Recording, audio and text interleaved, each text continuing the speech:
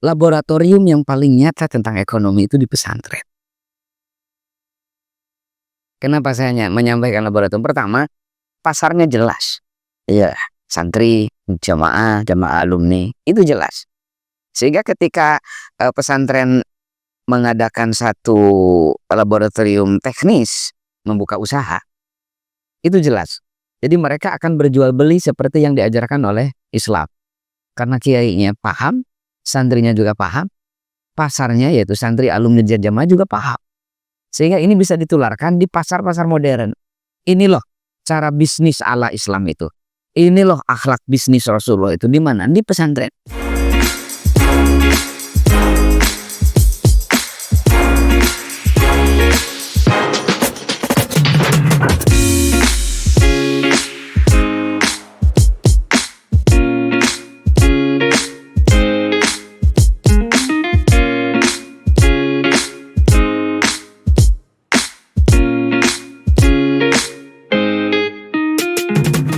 Assalamualaikum warahmatullahi taala wabarakatuh. Selamat datang di Ngopi, Ngobrol Pemuda Inspiratif, menuju kadar Ansor yang mencerahkan dan menggerakkan.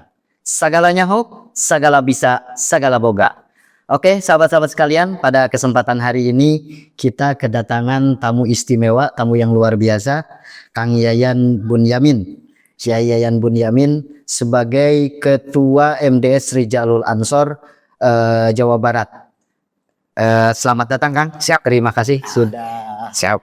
luangkan waktu sibuknya santai. Pada kesempatan hari ini kita akan ngobrol-ngobrol sedikit tentang berbagai hal lah istilahnya ya, dan berbagai acara. Sehat Kang? Sehat? Alhamdulillah. Oke. Yang pertama, Kang Yayan ini sebagai Ketua Majelis Dikir dan Sholawat Rijalul Ansor Jawa Barat. Tahun sekarang ya, dari 2024 sampai 2028. Oke Kang, kita ngobrol-ngobrol sedikit tentang urusan ekonomi lah, karena Akang ini sebagai penulis buku Agama Kerja. Ini saya rasa luar biasa ya, Agama Kerja ini. Saya ingin bertanya sedikit nih, bagaimana pandangan Akang secara global tentang Islam itu sendiri berkaitan dengan urusan ekonomi, kesejahteraan dan sebagainya lah di wilayah ekonomi. Bagaimana menurut Akang nih sebagai Islam ini sebagai di wilayah ekonomi untuk global ini seperti apa nih Kang? Ada yang menarik ya, bagaimana Islam itu sangat memperhatikan ekonomi. Misalkan ayat paling panjang di dalam Al-Quran itu di akhir surah Al-Baqarah itu berbicara tentang transaksi ekonomi. Intadayantum bidainin ila ajalin musamma dan seterusnya, itu ayat paling panjang bicara tentang praktek bisnis, itu satu. Kedua, banyak surat-surat di dalam Al-Quran yang berbicara tentang itu. Misalkan Al-Anfal itu juga bicara tentang ekonomi dan yang lain-lain. Saya sering berseloroh ya dengan Maqamadin ila bil mal, agama tidak akan tegak syiarnya tanpa dukungan dana. Kita bisa lihat di dalam rukun Islam saja. Yang tidak butuh dana itu cuma baca syahadat. Sholat perlu dana. Masa kain sarung dan mukena menunggu pembagian caleg gitu. Itu kayak etis. Kita yang harus beli. Apalagi zakat, puasa Ramadan. Justru data beberapa tahun terakhir itu, ketika bulan Ramadan, pengeluaran umat ini meningkat ya. Apalagi haji. Ini secara jelas menunjukkan Islam harus hadir berbicara tentang ekonomi. Jadi berangkat dari sana, kita menulis buku sederhana tentang agama kerja. Jadi ini bukan agama baru.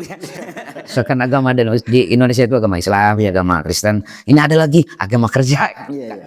Maksudnya kan kita punya satu narasi di pesantren itu. Al-Islam dinul amal.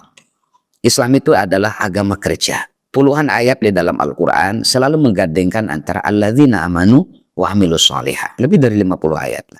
Orang yang beriman dan beramal soleh. Karena kita tahu kalau iman kita ibaratkan benih, amal itu, kerja itu laksana hujan. Benih tanpa siraman air hujan akan membusuk dalam sunyi. Dan sebaliknya, air hujan tanpa benih yang disiram hanya akan turun di tempat yang tandus. Makanya Islam mempunyai satu formula, alladzina amanu wa amilus sholihah. Berangkat dari sana, kita menjadi spirit untuk menengahkan bagaimana sebenarnya Islam bicara masalah kerja. Ada yang menarik aja kan? Ya. Salah seorang pemikir besar dari Aljazair, namanya Malik bin Nabi, nulis satu kitab keren, judulnya Syurutun Nahdhah. Di sana disampaikan umat Islam ini tidak kekurangan ritual, tapi kekurangan amal. Dalam realitanya kita juga demikian. Kita sering menengadahkan tangan memohon rizki yang barokah, yang banyak kepada Allah. Tapi di saat yang sama kita enggan melangkahkan kaki untuk bekerja. Padahal kita tahu langit itu tidak akan menurunkan bitcoin dan kuota. Kita ingat gitu. Berarti secara prinsipnya urusan ekonomi itu ada dasar dalil dari Al-Quran ya, dalil hadis. Nah, bahkan memang secara historis juga kan sudah dilengkapi dengan historis ya. Bagaimana Khulafaur Rasyidin itu dalam bidang ekonomi ya. Seperti itu ya Kang ya. Bahkan lebih jauh ya.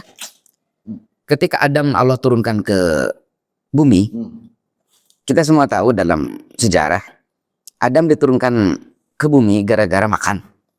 Gara-gara makanan yang dilarang itu. Kemudian Adam diturunkan ke bumi di samping untuk beribadah juga untuk menanamkan. Wasta'marakum fiha, untuk memakmurkan bumi.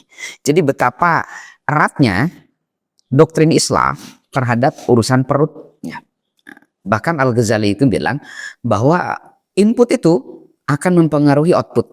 Kalau makanan yang masuk ke dalam perut kita halal, thayyiban, halalan thayyibah, maka akan menjadi tenaga yang melangkahkan kaki untuk hal-hal yang baik, menggerakkan tangan untuk melakukan sesuatu yang positif, menggerakkan mata untuk melihat sesuatu yang positif.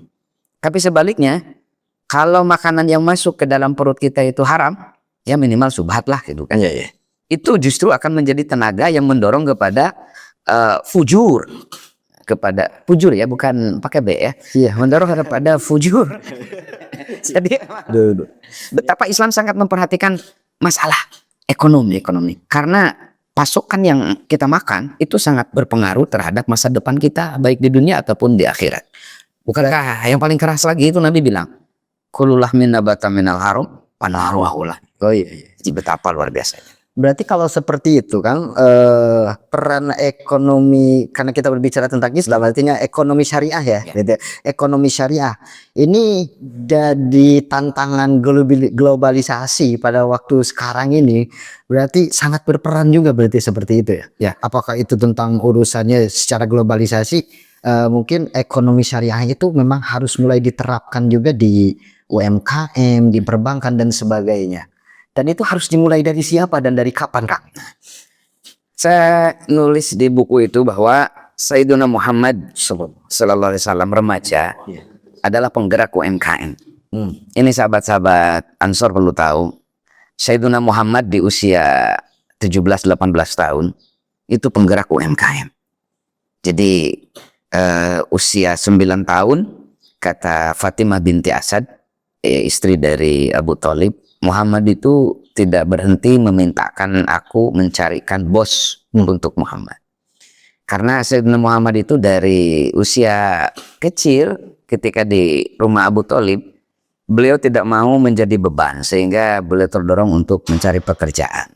Singkat ceritalah dalam sejarah itu 12 tahun dibawa ke Syam dan yang lain-lain. Yang paling menarik itu ketika Sayyidina Muhammad memutuskan untuk menekuni usaha perdagangan, berwirausaha, tidak magang, di usia dewasa, beliau itu tidak punya modal, tidak punya barang. Ini bagi sahabat-sahabat Ansor yang sering mengeluhkan saya tidak punya modal untuk memulai usaha. Sayyidina Muhammad itu juga ketika beliau mandiri berwirausaha, beliau itu tidak punya modal. Karena uang hasil beliau magang di saudagar-saudagar Mekah itu dipakai untuk membantu perekonomian Abu Thalib. Karena Abu Thalib itu meskipun cinta sama Nabi, tapi tidak secara ekonomi tidak semujur abu-abu yang lain kan. Abu Jahal, Abu Lahab, dan abu-abu yang lain lah, kecuali Abu Rijal Bakri. Lalu beliau mendatangi pedagang-pedagang kecil. Kita baca misalkan dibaca di dalam kitabnya Nizar Abizah ya, Fi Baitin Nabi judulnya. Jadi Muhammad sallallahu alaihi wasallam itu mendatangi pedagang kecil. Pak punya produk apa? Ini saya punya beras Cianjur. Nah, pandan wangi. Boleh gak saya jualkan? Monggo. Ibu punya produk apa? Nih saya punya wajit. Boleh gak saya jualkan? Monggo. Man punya produk apa? Saya gak punya. Saya cuma punya harga diri. Boleh gak saya jualkan? Man. Akhirnya banyak pedagang-pedagang kecil yang menitipkan dagangannya kepada Muhammad. Karena beliau itu punya strategi marketing dan tahu pasar. Sehingga banyak pedagang-pedagang yang menitipkan barang dagangannya ke beliau. Nah, jadi dari sana saja kita bisa memetakan betapa Sayyidina Muhammad itu sangat pro terhadap ekonomi mikro, UMKM istilah kita itu. Sehingga beliau hadir menjembatani antara si produsen UMKM itu dengan pasar. Dengan bukan hanya menyuguhkan servis terbaik, tapi menyuguhkan akhlakul karimah.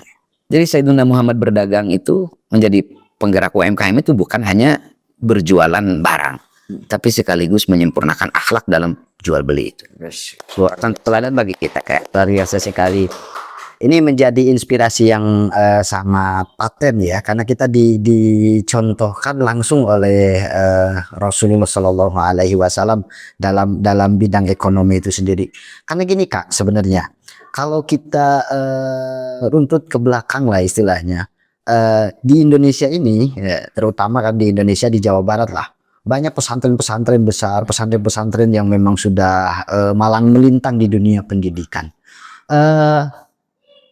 Cerita tentang Nabi Muhammad Shallallahu Alaihi Wasallam dalam bidang ekonomi ini sering tidak terdengar sebenarnya. Jadi gini, bagaimana menurut Akang konsep tentang ekonomi itu sendiri, atau gini, peranan pesantren lah untuk memajukan ekonomi syariah Islam lah, ekonomi secara global yang dimulai dari pesantren. Karena kita tahu kan di Jawa Barat ini ya basis peradaban itu memang seharusnya di pesantren ya, itu seperti itu. Bagaimana kan menurut Akang nih? Jadi betul ajengan ya, kadang kita mencontoh Nabi itu hanya dalam siwaknya saja. Tapi dalam jualan siwaknya kita gak nyontoh. Kita hanya bercontoh beliau hanya dalam laku spiritual. Tapi dalam laku ekonomi kita sangat jauh sekali.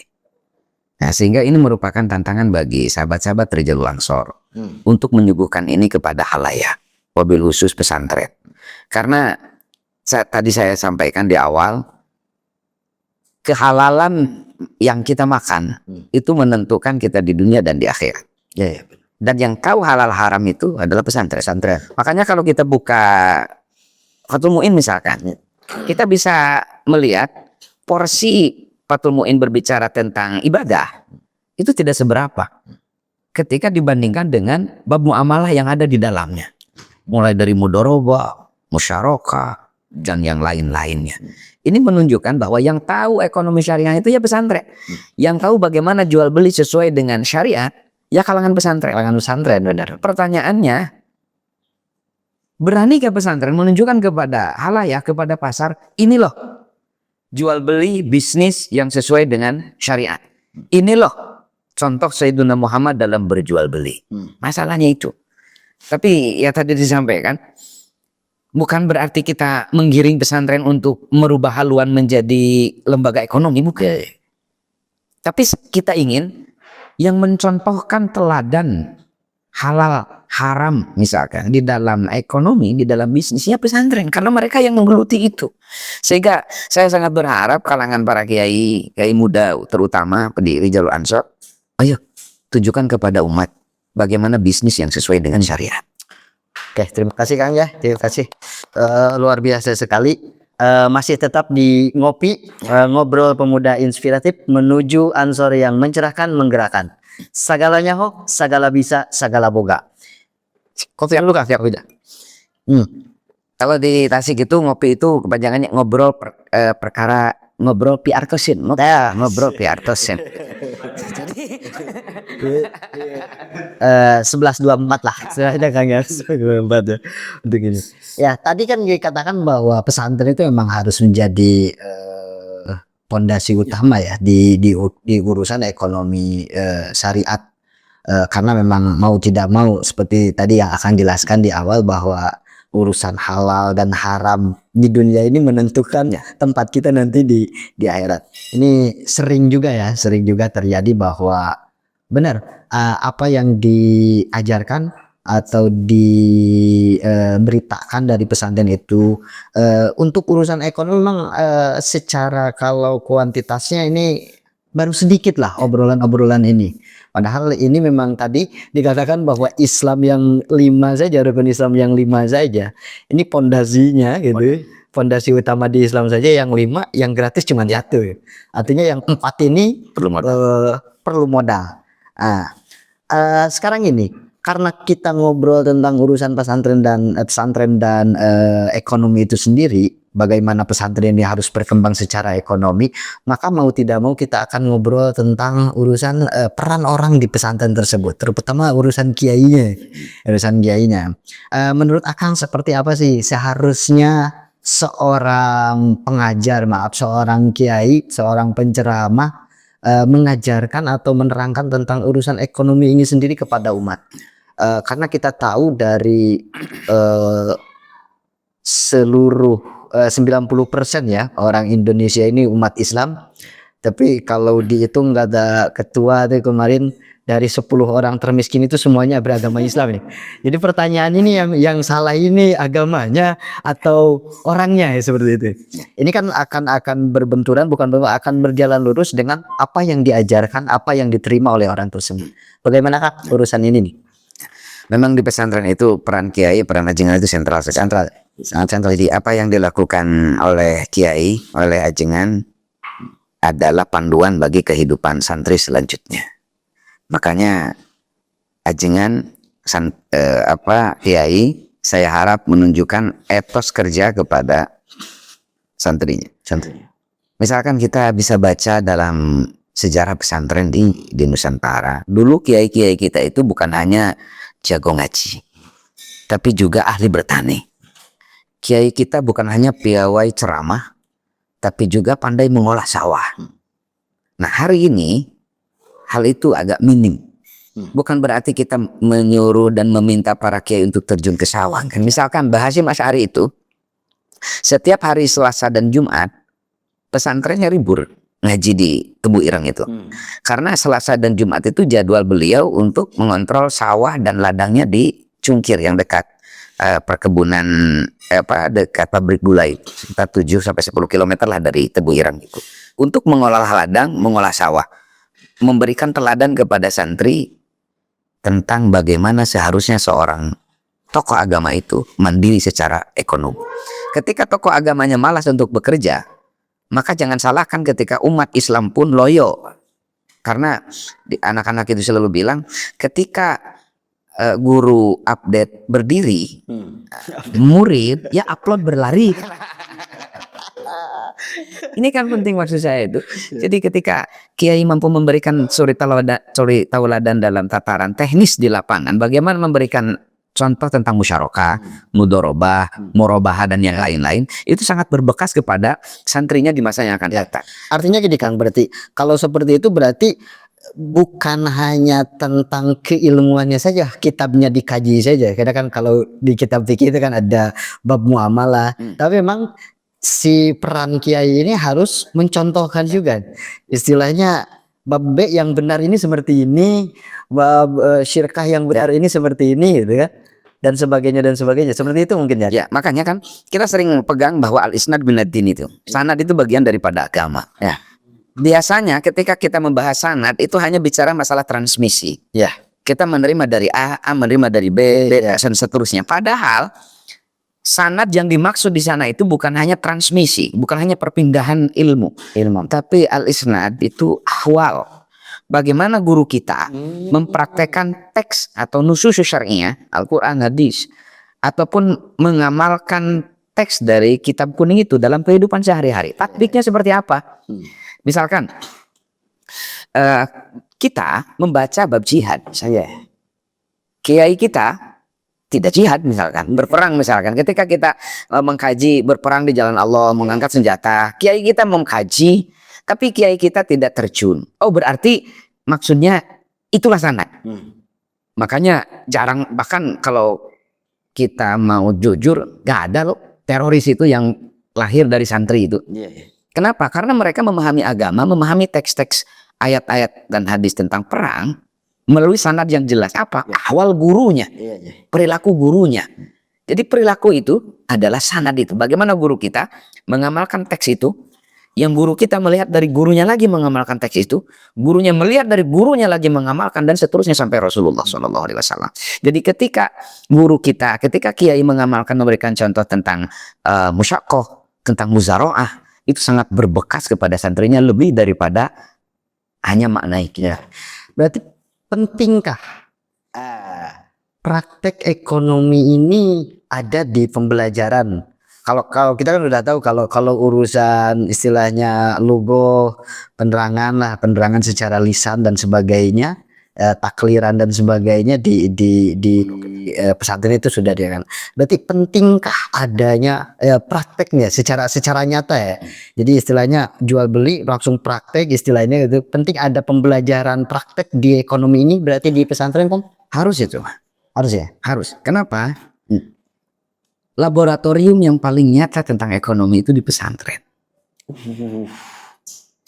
Kenapa saya menyampaikan laboratorium? Pertama, pasarnya jelas. Iya. Santri, jamaah alumni, itu jelas. Sehingga ketika pesantren mengadakan satu laboratorium teknis, membuka usaha, itu jelas. Jadi mereka akan berjual beli seperti yang diajarkan oleh Islam. Karena kiainya paham, santrinya juga paham, pasarnya yaitu santri alumni jamaah juga paham. Sehingga ini bisa ditularkan di pasar-pasar modern. Ini loh cara bisnis ala Islam itu. Ini loh akhlak bisnis Rasulullah itu di mana? Di pesantren. Di pesantren. Kalau di pesantrennya tidak mempraktekkan yang dia pelajari tentang bisnis syariah itu, kemana lagi umat akan mencontoh? Iya benar. Benar. Ini pertanyaan besar ya. Kemana umat ini akan mencontoh real praktek bisnis sesuai dengan syariat? Kalau tidak ada di pesantren. Kalau tidak ada di pesantren, makanya kita sering pernah berseloroh. Jaminan Nabi kepada orang yang silaturahim itu dua. Satu, panjang umur. Dua, lapang rizkinya. Dan tidak ada yang paling rajin silaturahim itu kecuali komunitas pesantren. Melalui pengajian alumni, melalui pengajian jamaah di daerah, melalui ini itulah silaturahim. Nah, seringkali gini Kang. Seringkali di peranan kiai tersebut atau karena ngobrolnya tentang urusan agama, jadi ketika ngobrol tentang urusan dunia bisnis, dunia perbankan dan sebagainya ini selalu dipandang sebagai duniawi. Artinya ketika kiai ngobrolin tentang masalah bisnis, wah kiai nado dunia cina itu apa gitu kan? Itu. Nah, yang saya ingin tahu ini, apakah memang seperti itu atau memang ada konteks lain lah? Karena memang kalau saya dengar itu ajangan pernah berseloloh kalau dakwahnya kiai itu gitu, diantaranya bukan hanya tentang urusan uswatun hasanahnya saja gitu. Bukan tentang urusan mau'idoh hasanah saja, tapi dengan uswatun hasanah gitu. Apakah praktek ekonomi syariat ini, praktek ekonomi ya dengan secara global lah dikatakan seperti itu di pesantren, apakah menurut Akang masuk relevan nggak menjadi sebuah ajang dakwah atau ajang memperkenalkan Islam itu sendiri? Pertama tentang hubud dunia itu ya. Ini biasanya kan gini, kiai orang beragama ketika urusan bab ladu dunia gitu. Jadi seringkali itu dicibir seperti itu lah. Ayah kiai di dunia ya seperti itu gitu. Jadi kadang kita itu perlu ada bukan reinterpretasi, bukan penafsiran ulang, kita menyuguhkan interpretasi yang benar. Gimana? Kita semua tahu bahwa kata Nabi itu banyak perilaku yang sepertinya amal akhirat, tapi intinya adalah dunianya. Dan banyak sekali perilaku yang sepertinya dunia, tapi bernilai akhirat, dengan niat dan praktek yang benar. Jadi masalah hubud dunia itu tidak melulu bicara tentang harta. Ada kisah yang menarik ya. Suatu hari kita ketahuilah di dunia pesantren itu tidak asing dengan namanya Syekhul Akbar Ibnu Arabi. Jadi Ibnu Arabi itu sufi besar. Suatu hari dia itu punya santri lah yang kebetulan mukimnya di pinggiran pantai di Jayanti lah kalau di Cianjur. Jayanti. Afra ya, dekat Afra. Nah, si santrinya itu, alumninya itu memang zuhud dalam tanda kutip ya. Zuhud yang melepaskan dari dunia. Wirid we gitu kan. Kalau lapar baru dia mancing ikan. Itu pun hanya untuk kecukupan hari itu. Setelah ikannya dapat 1-2, udah selesai. Dan yang lebih menariknya lagi, si ikannya itu dibagi 2. Dari perut ke bawah itu dikasih, disedekahkan. Dari perut ke atas yang kepalanya itu dimakan oleh si ajingan itu. Bagaimana juhud kalau istilah kita itu ya, waro.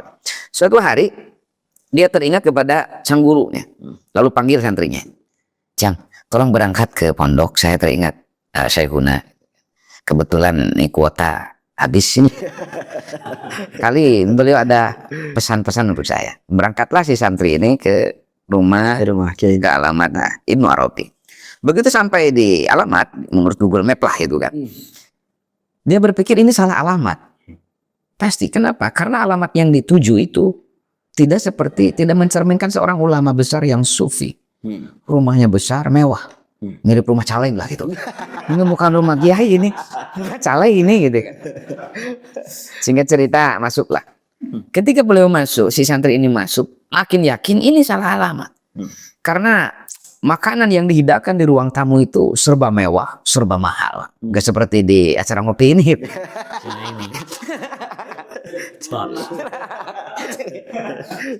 Singkat cerita, datanglah Ibnu Arabi. Dari mana? Saya dari Jayanti misalnya. Sampaikan kepada gurumu, jangan hubud dunia. Lalu si santri ini semakin bingung. Yang seharusnya diingatkan jangan hubud dunia itu ya Ibnu Arabi. Tapi maklum santri lah, tidak berani untuk bertanya, pulanglah. Begitu sampai di gurunya agak negor. Ini sudah ketemu sama Ibnu Arabi, sudah. Apa pesannya? Si santri ini malah tertunduk. Saya bingung, Kiai. Bingung kenapa? Ibnu Arabi pesan, sampaikan kepada pengarsa, jangan hubud dunia. Lalu si gurunya itu termenung sebentar, menangis. Si muridnya ini semakin bingung lagi. Maaf pengarsa, yang seharusnya jangan hubud dunia itu ya Ibnu Arabi. Bukan Anda. Ibnu Arabi itu sarungnya saja BHS. Anda itu BH tanpa S. Jadi saya tahu sendiri dan yang lain-lain. Kata si gurunya itu, Ibnu Arabi benar. Beliau meskipun hartanya banyak, rumahnya mewah, pakaiannya mewah, fasilitasnya megah, tapi hanya berhenti di tangannya, tidak masuk dalam hatinya. Saya itu, meskipun keadaan kita ala kadarnya seperti ini, sempat terbersit dalam hati ketika kita kemarin makan pala ikan itu, dengan kepalanya saja enak, apalagi dengan dagingnya. Hanya itu. Jadi masalah hubud dunia itu bukan barometer hubud dunia dari rekening, isi rekening, dari aset, tapi sejauh mana dunia itu berada dalam hatinya. Ketika mobilnya keren tapi disimpan di garasi, tidak masuk dalam hati, itu bukan hubud dunia. Rekening uangnya banyak tapi disimpan di aset dan di rekening, tidak disimpan di hati, itu bukan hubud dunia. Yang hubud dunia itu di garasi nggak punya mobil tapi di hati ada. Rekening kosong tapi di hati ada uang, itu yang hubud dunia itu. Jadi bukan dalam masalah prakteknya. Bahkan kalau kita melihat para ulama sufi, Syekh Abdul Qadir Al-Jilani misalkan, betapa kaya rayanya beliau. Suatu hari Anda bisa baca dalam manaqibnya, beliau ingin berziarah ke Pustat, ke makam Imam Syafi'i. Begitu sampai di Pustat, Syekh Abdul Qadir itu menangis karena masyarakat di sekitar makam Imam Syafi'i itu kebanyakan tunawisma, belangsak. Setelah selesai ziarah, beliau keluar lalu bertanya, ini tanah milik siapa? Milik Haji Anu. Ketemui, dibeli. Ditemui, dibeli. Sampai sekitar 7 hektaran lah kalau sekarang itu. Lalu beliau wakafkan untuk siapa saja yang mau membuat rumah di sekitar makam Imam Syafi'i. Sampai sekarang kalau ajengan jarah ke Pustat di Mesir itu, Pustat itu kalau dari Cipatat belok kanan ya, itu ada rusun ya, rumah susun Auqaf min Syekh Abdul Qadir Al-Jilani. Itu Syekh Abdul Qadir Al-Jilani loh. Siapa yang meragukan kewaroan, kejuhudan beliau? Sultanul Auliya, tapi uangnya banyak, Pak. Nah, ini pertanyaan bagi kita. suguhkan kepada umat, hubud dunia itu tidak simetris dengan kekayaan. Zuhud itu tidak berarti balangsak dia. Justru zuhud yang baik itu kaya raya, tapi hatinya tetap fokus kepada Tuhan. Dan hubud dunia paling parah itu belangsak, tapi di hati masih ada. Itu yang perlu kita luruskan ya. Jadi ketika para kiai berbisnis, lalu kalau kiainya tidak bisnis, umat dari mana lo akan melihat praktek bisnis yang benar itu? Bukankah kita meyakini Islam datang ke Nusantara itu melalui jalur bisnis, perdagangan kan? Ini fakta loh. Para wali songo itu gak ada yang nganggur. Mereka itu pembisnis. Makanya kalau kita baca sosiologi, wali songo itu bergaining dengan raja-raja. Gak mungkin kalau wali songo itu ajengan biasa seperti kita, ya. Gak mungkin gaul dengan para konglomerat, para pembesar seperti itu. Pasti mereka itu punya sesuatu yang paling tidak ada kesamaan dengan para raja dan para konglomerat itu. Apa? Hartanya banyak. Ini jadi ya begitulah. Jadi intinya jangan mudah menstigma dunia hanya karena berkecimpung dalam bisnis.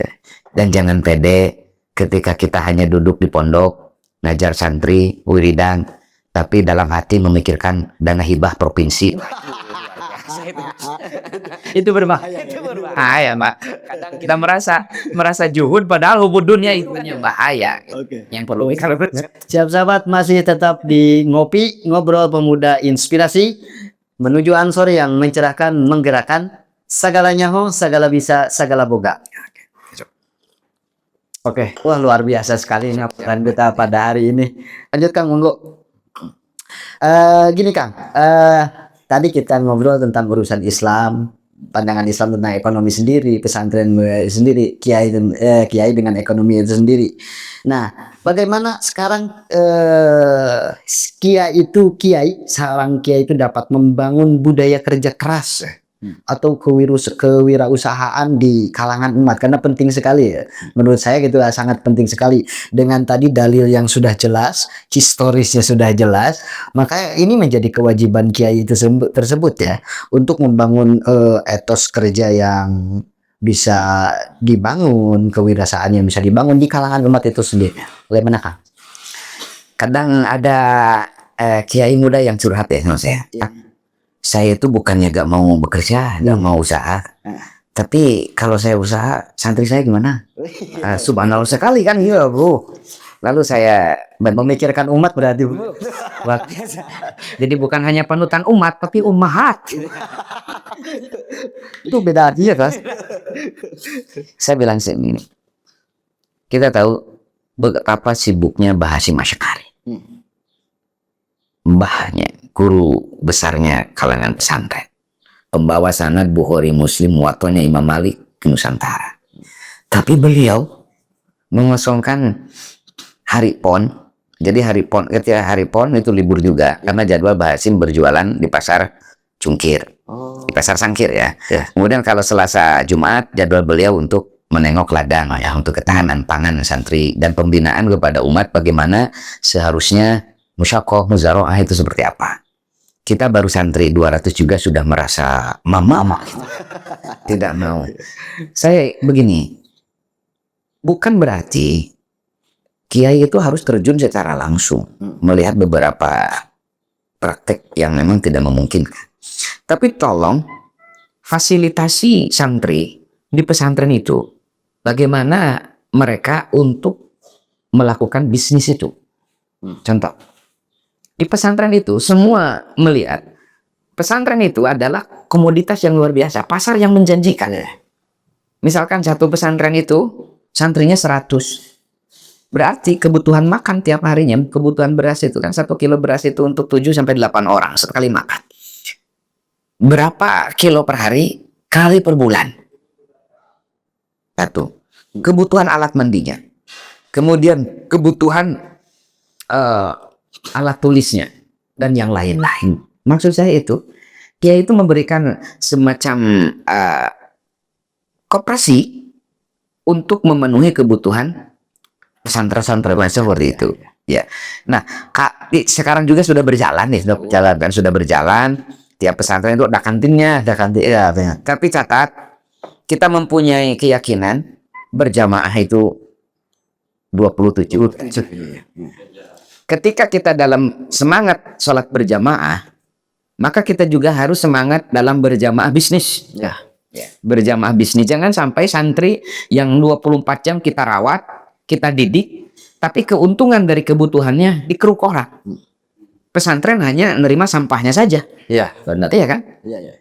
Misalkan jajanan santri, pesantren itu hanya mendapatkan upah dari selisih harga yang dijual. Sisanya sampah. Siapa yang menguruk keuntungan itu? Ya di pasar. Nah, bagaimana pesantren itu mempunyai jejaring berjamaah dalam bisnis itu? Karena kita dalam Fathul Muin itu ada musyarakah, ada mudharabah, semacam koperasi lah kalau musyarakah itu, syirkah itu. Nah, mari kita pikirkan teknis bagaimana pesantren-pesantren ini bisa berjamaah dalam sisi ekonomi. Karena kita tahu berjamaah itu 27 derajatnya. Ini bisa menjadi solusi juga berarti Kang. Menjadi solusi bagaimana seorang kiai yang keterbatasan lah secara sumber daya, keterbatasan secara SDM, secara ya sumber dayanya ya, untuk membangun ekonomi berbasis syariah. Artinya tadi dengan berjamaah antara satu pesantren ke pesantren yang lain bersinergi lah urusan ekonominya. Berarti jadi ini akan menjadi sebuah apa namanya, kekuatan besar. Ya, kekuatan besar, kebangkitan ekonomi pesantren. Contoh, ada sebuah pepatah bilang begini, kalau ingin berjalan cepat, sendirian. Tapi kalau kita menginginkan perjalanan kita lebih lama, lebih jauh, bergabunglah dengan tim. Bersama itu berjamaah. Benar. Karena tidak ada perusahaan yang sendirian. Perusahaan besar itu pasti korporasi. Ya. Salah satu ciri perusahaan itu sehat dan besar, itu bisa menjual saham. Nah, berarti tidak ada perusahaan yang mendiri sendirian saja. Perlu kerjasama. Nah, pesantren itu punya jejaring. Di samping jejaring silaturahim yang terbangun secara emosional, juga terjalin secara kedekatan spiritual. Ya. Sanad itu, sangat terkaitan sanad itu, sehingga bisa kita gunakan untuk kebangkitan ekonomi pesantren. Contoh, kita belanja bareng lah istilahnya itu. Kalau para kiai kurang akrab dengan istilah koperasi, dengan istilah ekonomi lah, belanja bareng berjamaah itu. Contoh, ketika kita beli satu produk A, satu picis harganya 10.000. Kalau kita beli 100 picis harganya 9.900 misalkan. Tapi kalau kita beli 2.000 picis itu harganya bisa 8.000, bahkan bisa 7.000. Nah, pertanyaannya, untuk apa satu pesantren beli 10.000 picis misalkan? Kalau hanya untuk kebutuhan pesantren itu. Tapi kalau melembaga, pesantren A butuhnya 10, pesantren B butuhnya 100, pesantren C butuhnya 1.000. Lalu kita akumulasikan menjadi 10.000, lalu kita belanja bersama dalam satu lubang melalui koperasi pesantren itu. Kita akan mendapatkan harga yang jauh lebih murah dari pasar sendiri. Bahkan pesantren bisa mempasok ke warung-warung sekitar pondok. Kedua, relevansi dari ayat ta'awanu 'alal birri wa birrun di sana itu, misalkan Muhammad Al-Ghazali di dalam kitab At-Thariqu Minhunna boleh menyampaikan bahwa maksud birun dalam ta'awanu 'alal birri ini adalah masalah tatanan sosial, ekonomi, saling bantu membantu itu. Kalau kita mampu pesantren menyatukan, jangan jauh-jauh lah, 10% saja dari pesantren yang ada di Cianjur mampu untuk berjamaah dalam ekonomi, saya kira sudah mapan, sudah aman gitu kan. Tidak tergantung kepada pasar, tapi bisa menghidupi pondok sendiri. Ini akan memangkas alur juga memangkas distribusi barangnya bisa dimangkas. Oke, terima kasih Kang. Ini sangat luar biasa sekali. Bagaimana pada hari ini kita belajar tentang ekonomi itu sendiri di pandangan Islam, di pandangan pesantren yang yang digagas, yang diwacanakan oleh Rasulullah berarti ya sebenarnya. Dari Qur'annya ada, hadisnya ada. Ini menjadi sebuah basis yang sangat luar biasa. Artinya kesimpulannya dari tadi kita obrolkan ya, yang kita tadi ceritakan, bagaimana Islam ini mengajarkan tentang kesejahteraan itu sendiri, bahwa istilah fid dunya hasanah itu memang harus dikerjakan dan itu memang sudah tersedia secara keseluruhannya. SDM-nya sudah ada ya, sumber daya alamnya kita di kita itu sudah ada, hanya tinggal mungkin langkahnya ini.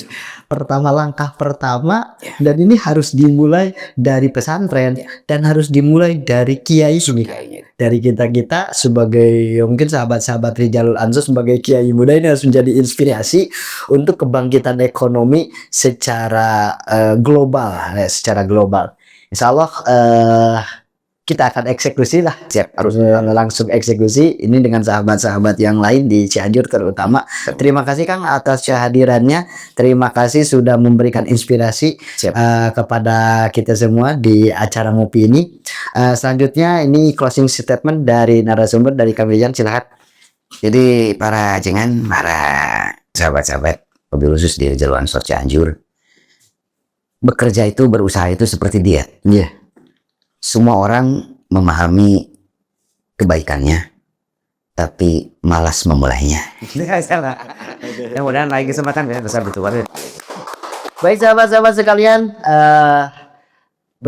sebagaimana tadi sudah disampaikan Kang Yayan tentang urusan ekonomi syariat di pandangan Islam, pesantren dan kiai itu sendiri. Lanjut kita akan ngopi-ngopi lagi di lain kesempatan. Terima kasih, selamat datang nanti di Kopi Ngopi, ngobrol pemuda inspiratif menuju Ansor yang mencerahkan, menggerakkan, segalanya ho, segala bisa, segala boga. Assalamualaikum warahmatullahi taala wabarakatuh.